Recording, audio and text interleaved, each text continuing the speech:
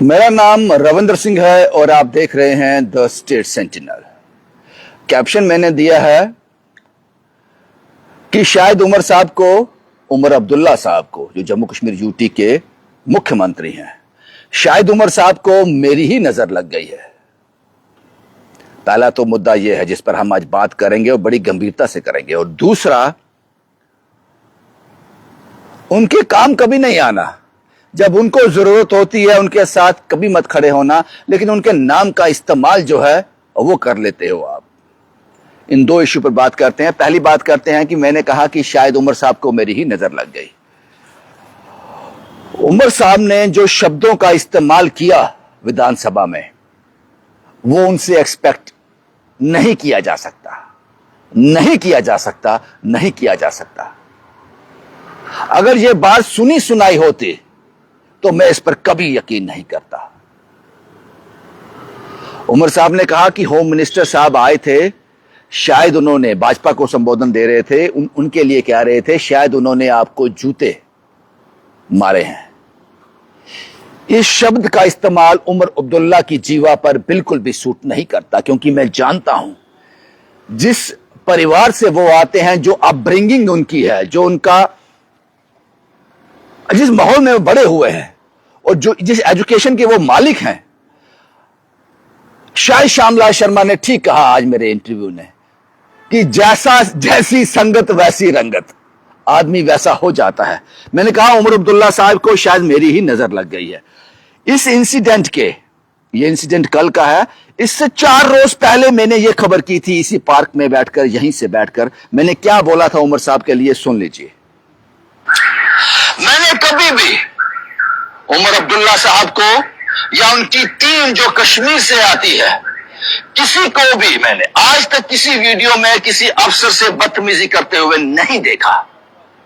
ऐसा नहीं है कि वो अफसर की क्लास नहीं लेते होंगे, ऐसा नहीं है कि वो उनके काम को एग्जामिन नहीं करते होंगे, उन पर नजर नहीं रखते होंगे, रखते होंगे, लेकिन एक पढ़े लिखे अफसर से बात करने का एक तरीका होता है। यह मैंने उमर अब्दुल्ला साहब के लिए इस इंसिडेंट के 4 रोज पहले कहा था। शायद उनको मेरी ही नजर लग गई। लेकिन जैसे ही उमर अब्दुल्ला साहब के मुंह से ये अल्फाज निकले, उनको उसी वक्त रियलाइज हो गया, उसी वक्त उनको पता चल गया कि मैं गलत कह गया, और वो इनको दुरुस्त करना चाहते थे, ठीक करना चाहते थे, इन शब्दों को वापस लेना चाहते थे। लेकिन बीजेपी ने मौका नहीं दिया बोलने का। वो कहते रहे कि मुझे एक मौका दे दो, मैं कुछ कहना चाहता हूं, मुझे सुन लो। नहीं दिया उन्होंने मौका। उसके बाद उमर अब्दुल्ला साहब बाहर आते हैं, बाहर मीडिया से संबोधन करते हैं और कहते हैं, किसी ने पूछा कि आप माफी मांगोगे आपने, तब वो बहुत गुस्से में थे, शायद उनको बोलने का मौका नहीं दिया गया। उन्होंने कहा कि मैं क्यों माफी मांगू, किन से माफी मांगू। वो सुनील शर्मा के लिए कह रहे थे, एलओपी साहब के लिए, मैं किससे माफी मांगू, ये वो हैं जो 26 जनवरी का फंक्शन आधा अधूरा छोड़कर चले गए थे, मैं उनसे माफी मांगू। ये भी फ्रस्ट्रेशन थी। उमर अब्दुल्ला को यह भी सूट नहीं करता, क्योंकि वो 26 जनवरी का फंक्शन आधा अधूरा छोड़कर चले गए थे कि ये कोई कंपल्शन नहीं है, कोई काम पड़ा होगा, चले गए होंगे, किसी को हर्ट तो नहीं किया उन्होंने। तो ये आपका भी बयान जो है बिल्कुल निराधार था। शायद वो फ्रस्ट्रेशन थी, गुस्सा आदमी की बुद्धि को खा जाता है, ये आपको क्रोध बुद्धि का नाश करता है, एग्जैक्ट वर्ड इज दिस। लेकिन दूसरे दिन उमर अब्दुल्ला साहब को उसी वक्त एहसास हो गया था, बोलने का मौका नहीं दिया, लेकिन दूसरे दिन वापस हाउस में आकर उन्होंने कहा कि मैं इन शब्दों को करेक्ट करता हूं। जाने अनजाने में अगर मेरे शब्दों से किसी को हर्ट हुआ है तो वो शब्द मैं अपने वापस लेता हूं। इसको कहते हैं लीडर। ये लीडर है। शायद मेरी नजर उनको लग गई। और दूसरे लीडर की एक काबिलियत है, वो काबिलियत यह है कि लीडर, नेता, मिनिस्टर, एमएलए, मंत्री, इनमें एक काबिलियत होनी चाहिए। पहली काबिलियत, इनको गुस्सा नहीं आना चाहिए। और गुस्सा इस हद तक जो हमने असेंबली विधानसभा के अंदर देख रहे हैं। हमने deputy chief minister Surendra Chaudhary और डॉक्टर नरेंद्र सिंह रैना के बीच में जो हुआ वो देखा। अगर किसी बाहर की कंट्री में ये कॉन्वर्सेशन दिखाया जाए ना, और उनसे सवाल किया जाए, बताओ साहब ये लोग कौन हैं, कोई नहीं कह पाएगा कि एक विधायक है और दूसरे मिनिस्टर हैं, कोई नहीं कह पाएगा।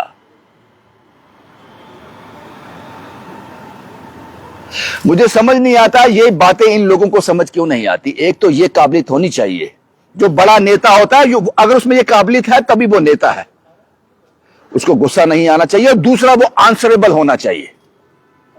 मीडिया से किसी भी सवाल को लेने में वो आंसरेबल होना चाहिए। आप आंसरेबल हो मीडिया के सामने। जब मीडिया आपसे कोई सवाल करे, अगर आपके पास जवाब नहीं है, आप बोलो अगला सवाल, लेकिन आप उसको गुस्सा दिखाओ। आप लोग मीडिया के सवाल देने के लिए बाधित हो, यह बात आपको माननी पड़ेगी। और अगर आपको लगता है कि आप सवालों के जवाब नहीं दे सकते, तो आपको मीडिया के सामने रुकना ही नहीं चाहिए। लेकिन जब आप रुक गए, आपने सवाल ले लिया, तो फिर तो आपको जवाब देना पड़ेगा या फिर कहना पड़ेगा कि मैं इस पर बात नहीं करना चाहता। आप गुस्सा कभी नहीं कर सकते। लेकिन बहुत से लीडरान ऐसे हैं जो आजकल इस टोन में बात करते हैं, तो इसका मतलब यह है कि वो अभी अच्छे नेता नहीं बने। वो अभी अच्छे नेता नहीं बने, उनको बहुत कुछ सीखने की जरूरत है। मेरी बात याद रखना जो मैं कह रहा हूं। और जो कुछ भी विधानसभा में आजकल हो रहा है, जिस भाषा का इस्तेमाल हो रहा है,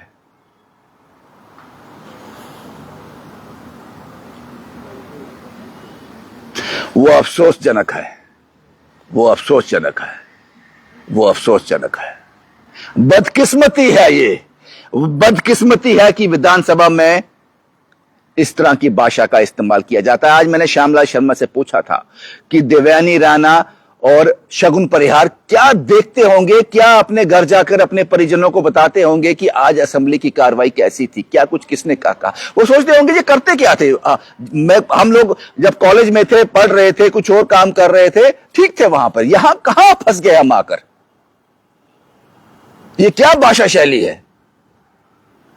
और उसी का असर, रंगत का असर जो है वो उमर अब्दुल्ला साहब को भी हो गया। इसीलिए कैसे कहते हैं कि जैसी संगत वैसी रंगत। एक तो ये इश्यू था, उमर अब्दुल्ला साहब से ये एक्सपेक्टेशन नहीं थी।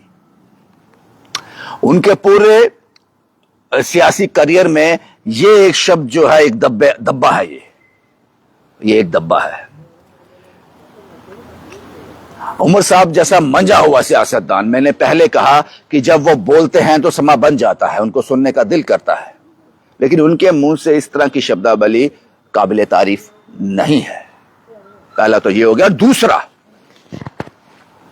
जब इन लोगों को जरूरत होती है तब आप इनके साथ खड़े कहीं नहीं दिखते हो, लेकिन जब इनका नाम इस्तेमाल करना होता है आप कर लेते हो। सुरेंद्र चौधरी और डॉक्टर नरेंद्र सिंह के बीच जो भी हुआ, उसके बाद भारतीय जनता पार्टी ने अपने ऑफिशियल पेज पर, जम्मू कश्मीर ऑफिशियल पेज पर एक पोस्ट डाली जिसमें यह लिखा गया कि deputy chief minister Surendra Chaudhary ने एक सिख विधायक को, भाजपा के एक सिख विधायक को धमकी दी। आपने सिख शब्द का इस्तेमाल क्यों किया यहां पर? आज आपको याद आ गया कि यहां सिख लगाएंगे तो सारा सिख समाज एकत्रित हो जाएगा और हमें सपोर्ट करेगा। यही मंशा हो सकती है।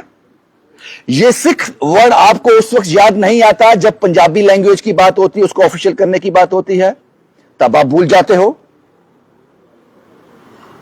इन लोगों से लेना ही लेना है, देना कुछ नहीं। कितनी बार आप कर सकते थे, आप कर सकते थे, आपके हाथ में था, आपने जब किया पिछले कुछ वक्त में। क्यों नहीं आपने पंजाबी को ऑफिशियल लैंग्वेज बनाया?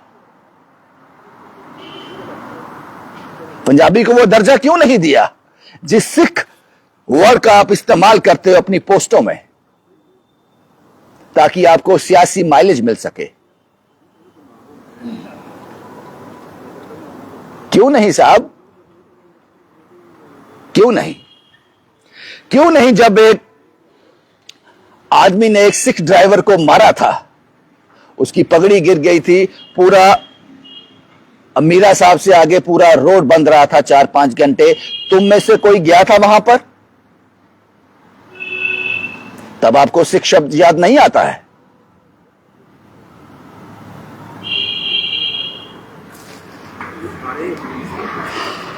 किसान आंदोलन में जब 700 से ज्यादा लोग ठंड से इस दुनिया को छोड़कर चले गए, तब आपको इस शब्द की याद नहीं आई? आपको यह याद आ गया कि विधानसभा में एक नेता ने, वहां हुआ यह था, एक विधायक, एक डिप्टी चीफ मिनिस्टर जो है वो विधायक के साथ उनकी, और विधायक की डिप्टी चीफ मिनिस्टर के साथ नोकझोंक हो गई। जो भाषा का इस्तेमाल किया गया काबिल तारीफ नहीं थी। आपने पोस्ट में डालते deputy chief minister Surendra Chaudhary ने भाजपा के विधायक को धमकी दी। अब ये लिख सकते थे, आपने बोला सिख विधायक को धमकी दी। लेना आता है, इस नाम का इस्तेमाल करना आता है, इसको वापस देना नहीं आता आप लोगों को। कितनी बार आप सिखों के मुद्दों में खड़े हुए हो? कितनी बार? बाबा बंदा सिंह बहादुर का स्टैचू, तब आप लोग वजूद में थे, तब आप कोलिशन गवर्नमेंट में थे, उससे पहले भी कुंजवानी में ये लोग डिमांड करते रहे कई सालों से। आप कर सकते थे, नहीं किया आपने। अजीत सिंह की एफर्ट के बाद, अब वो भगवती नगर फोर्थ ब्रिज जहां खत्म होता है वहां पे इंस्टॉल हुआ है। तब कहां थे आप लोग? आज भी वो संघर्ष चल रहा है। तब आपको इस शब्द की मान्यता पता नहीं चलती। अगर आप उस वक्त इनके साथ खड़े नहीं हो सकते तो इस शब्द का आपको इस्तेमाल करने का कोई हक नहीं है। हर चीज में हिंदू, मुसलमान, सिख। दूसरा इशू ये था मेरा कि आपको इस कौम से लेना आता है, देना नहीं। इतने भी बेवकूफ नहीं है साहब, आपका ये एक लेटर लिखने से सब सड़कों पे आ जाएंगे। इसलिए आज के बाद आप जब भी कोई इस तरह की चीज करते हो, मैं खाली सिख शब्द जो आपने इस्तेमाल किया उसकी बात करो, आगे शायद आप हिंदू भी करो, मुसलमान भी करो, ईसाई भी करो, दलित भी करो, किसी का इस्तेमाल मत करो। जो होता है होने दो बस। मैं देखता हूं कि सोशल मीडिया पर, अखबारों में भी वहां होता है कि दो हिंदुओं ने मिलकर एक सिख को मारा, दो सिखों ने मिलकर एक हिंदू को मारा, दो आदमियों ने मिलकर एक आदमी को मारा। उसमें पर्टिकुलर उस धर्म को इस्तेमाल करने के पीछे एक प्लान होता है, एक मंशा होती है। बस इसी सब मंशा को हम लोगों को समझना है। अभी आपको वो पोस्ट डिलीट कर देनी चाहिए, शायद आपने कर भी दी हो, मुझे पता नहीं, लेकिन कर देनी चाहिए उस पोस्ट को डिलीट, या फिर उसको दुरुस्त करना चाहिए। वो सिख वर्ड निकालना चाहिए, बाहर निकालना चाहिए उसको। हालांकि श्यामलाल शर्मा से ये सवाल पूछा मैंने आज, वो कहते हैं मेरी नॉलेज में नहीं है कि अगर ऐसा कुछ हुआ है तो यह गलत है। उन्होंने माना कि यह गलत है। भाई यही इशू बने हैं, इतने इशू ज्यादा है आज, लेकिन सब पे मैं बात करूंगा तो हम जो मेन मुद्दा है उससे भटक जाएंगे। उमर अब्दुल्ला साहब से ये एक्सपेक्टेशन कतई नहीं थी। मान था, मैंने 4 दिन पहले रिपोर्ट की है कि उमर अब्दुल्ला साहब कभी ऐसे शब्दों का इस्तेमाल नहीं करते, क्योंकि वो वेल एजुकेटेड है, सियासत को समझते हैं। उनकी अपब्रिंगिंग ऐसे परिवार में, ऐसे माहौल में हुई है जहां सियासतदान ही सियासतदान थे और इंटेलेक्चुअल थे, जिन्होंने अपने जीवन में बहुत कुछ किया है। तो वो इन शब्दों का इस्तेमाल, कभी ऐसी शब्दावली का इस्तेमाल नहीं करेंगे। लेकिन